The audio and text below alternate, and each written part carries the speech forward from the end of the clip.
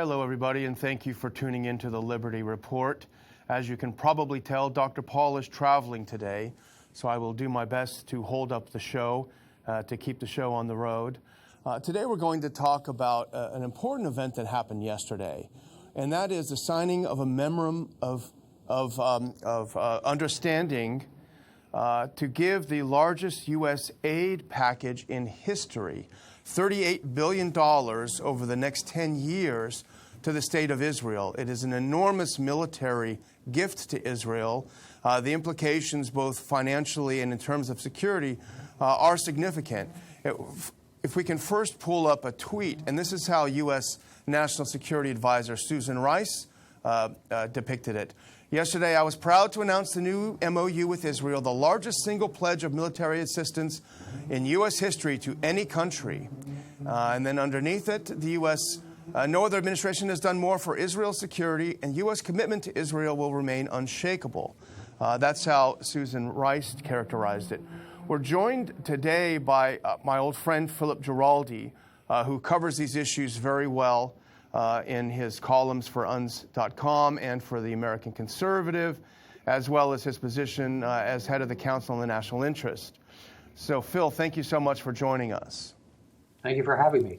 So here's what Susan Rice said. And this is interesting, Phil, I think, because the whole thing is couched in business terms. The whole idea of a memorandum of understanding is a business term.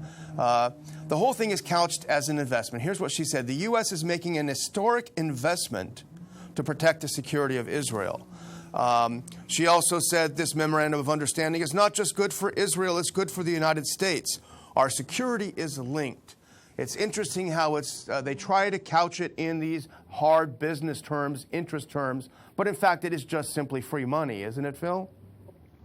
Well, it's hard to imagine how this in any way enhances the security of the United States.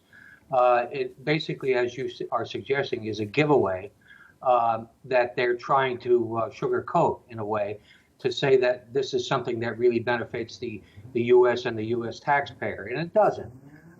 Essentially, Israel is strong enough to stand on its own 2 feet. It's a nuclear power with ballistic missiles on submarines, ballistic missiles that can carry nuclear warheads. It has the strongest Air Force, Navy, and Army in the Middle East. It could beat all its neighbors simultaneously. So this is a bit of a con. Susan Rice and also Obama know perfectly well that this is just something that has to be done to satisfy a powerful domestic lobby that demands that there be a special relationship with Israel, even if that relationship makes no sense whatsoever. And we've also, over the past few weeks on this show, we've criticized the U.S. arms sales to Saudi Arabia, which are also in the billions. Those are sales, but they're still in the billions, and they still support a country whose certainly foreign and domestic policy is not, shall we say, up there with that of Switzerland or Norway. So we've criticized that. We certainly have criticized all foreign aid. What's interesting, for the press conference yesterday, is the Israeli National Security Council head, Yaakov Nagel. Even with the $38 billion, he seemed a little bit unsatisfied. Here's what he had to say when he got the microphone. I believe that what we received today was the maximum we could have obtained given the state of the U.S. economy. Maybe, and this is also doubtful, we could have gotten another $100 million. What do you think the American public would think about this seeming ingratitude of us giving $38 billion to a foreign country? Well, if the American public were actually reading the accounts of what was going on and were paying attention, they might be outraged. But the fact is, of course, these stories are always kind of buried in the mainstream media on page 13, and none of the downside is ever laid out in the article. So you're getting a kind of, again, a sugar-coated version of what this is all about. Poor little democratic Israel, beleaguered, vulnerable, and the United States is doing the right thing by supporting our best friend and ally in the Middle East, or in the world, indeed. This, of course, is all ridiculous. Israel is not an ally. Israel has never done anything to support U.S. national security interests. Quite the contrary. They've essentially created security problems for the United States in a region that was once extremely friendly to the United States. So they're the reverse of an ally and a security helper. I remember back in the 90s when Netanyahu was in power the last time, one of the big things that he said when he came into power is we really want to wean ourselves off of U.S. aid. We think that it makes us dependent, it distorts our economy, it's not a good thing, we want to be more powerful, and we don't want the U.S. pushing us around. That all sounded great at the time. You know, I wonder why they have backed off. I guess the allure of free money is always something, but if all the things he said about receiving the aid are true, then it doesn't seem like it's that awfully helpful to Israel either. Well, I think it's a question of what the United States actually does in terms of trying to move Israel on the issues that the United States considers to be important. The United States basically makes no effort to move Israel. Netanyahu knows this, so he's not vulnerable to being pushed around by Washington. And it's free money. Why not take it? It's a hell of a lot of money, that could be better spent in the United States. Yeah, you know, our old friend Lindsey Graham, who's always looking out for U.S. interests first, you think he'd be thrilled with all this money going to Israel, but he slammed the deal. And the problem that he had with it is that there's a provision in this deal saying, okay, we're giving you literally a ton of money, probably several tons of money, but please don't ask us for any more above this. He's mad about that. But what I noticed is interesting in that they agreed to not ask for any more money unless a war breaks out. And I wonder about that because that seems like a huge incentive for something really bad to happen. Well, and plus it depends on how you define a war, doesn't it? I mean, if you read the paper today or go online, you'll see that it looks like there's a mini war threatening to break out with Syria.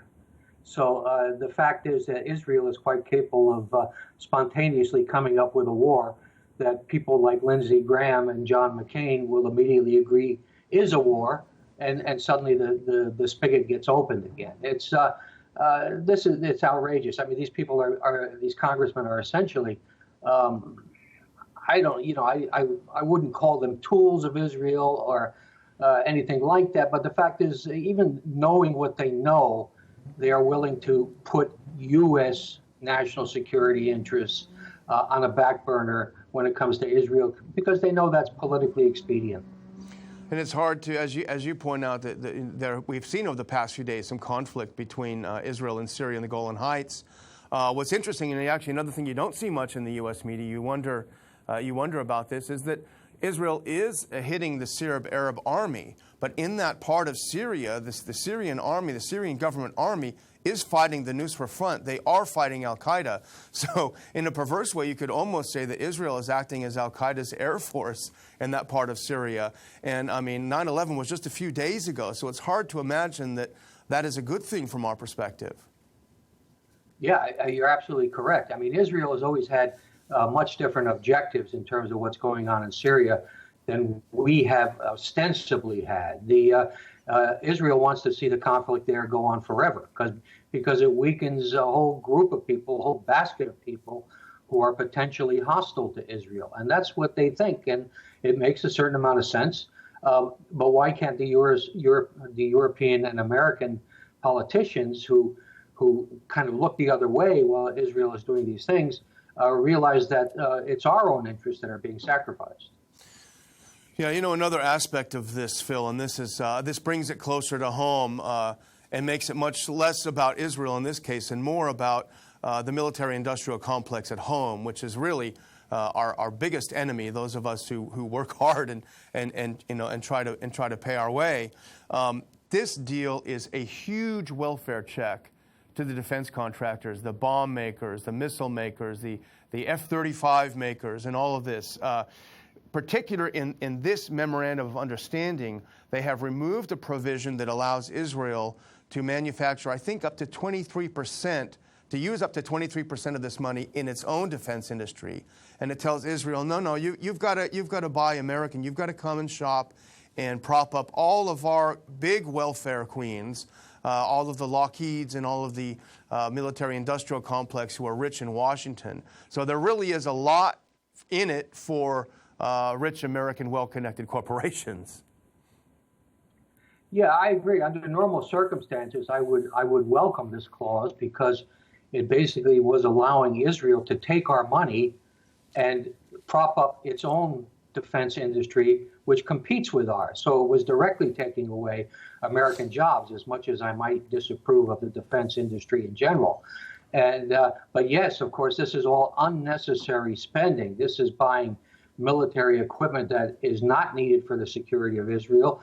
It's basically something that's part of a self-generating system whereby the U.S. government funds projects that have constituencies, but the constituencies have nothing to do with our national security.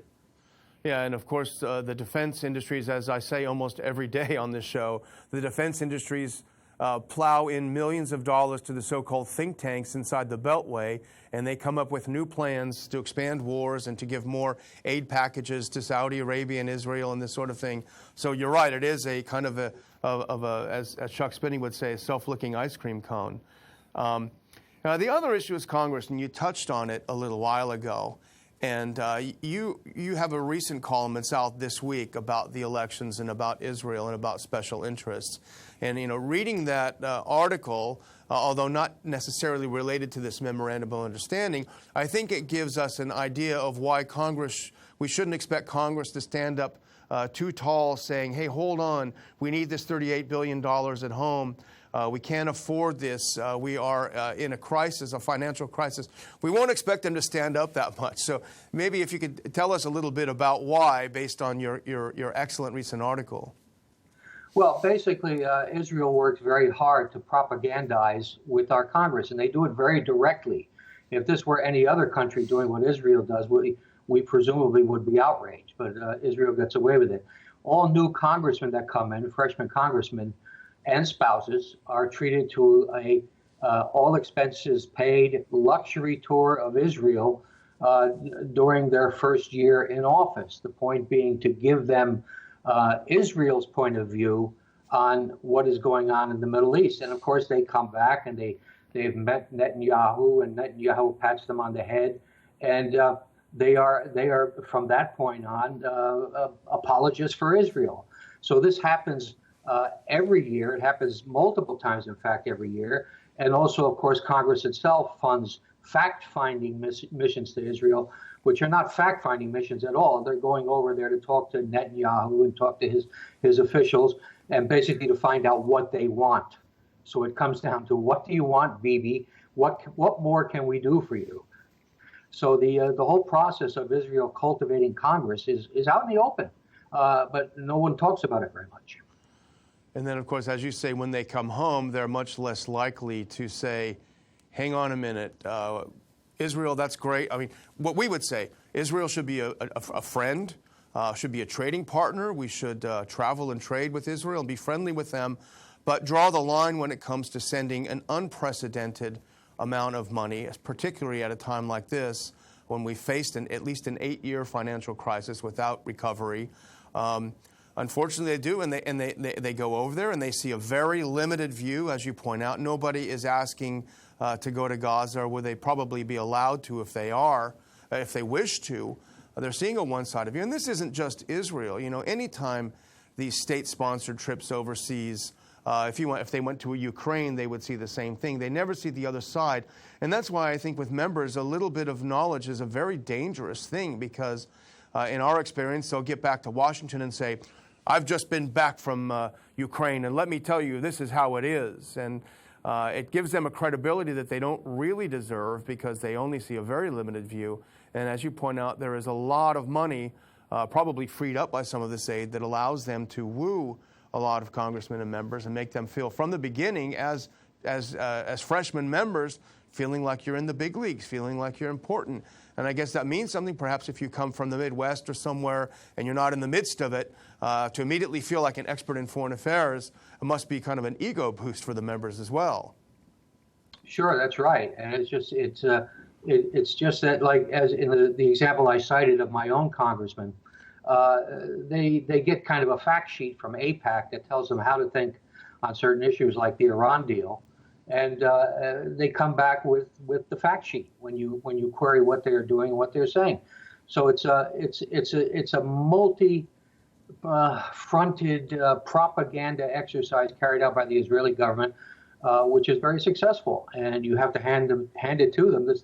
They do it right. They really get it. But the unfortunate thing for we Americans is that our Congress has largely been suborned by the process, and as well as the media. Let's not leave the media out of this one. If the media were doing its job, this $38 million deal will get castigated. But that's not going to happen. Yeah, and I think that's a good point, Phil. I mean, you can hardly blame the state of Israel or any other state if they have the opportunity to invest a few million and get a few billion back. You know, that's hardly something you can fault them for. I think we would both fault members of Congress for putting themselves in such a situation, for selling themselves out so cheaply, and also blaming constituents, because if any of these members got hundreds of calls, even 50 calls from people saying, I oppose giving away money to Israel. Let's be friendly and let's trade, but giving away money is not the way to go. So it's really the fault. A lot of the fault is here at home. But Phil, I want to thank you. We're going to have to close now, but I want to thank. It's always great talking to you and getting your insights, and appreciate you joining the Liberty Report. Well, thank you. And I really want to thank the audience for continuing to watch the show and growing the show. We're well over 50,000 subscribers now to the Ron Paul Liberty Report, because we talk about hard-hitting things like today, and it's easy. I'm sure the critics will say, oh, we're just beating up on Israel. That's not the case at all.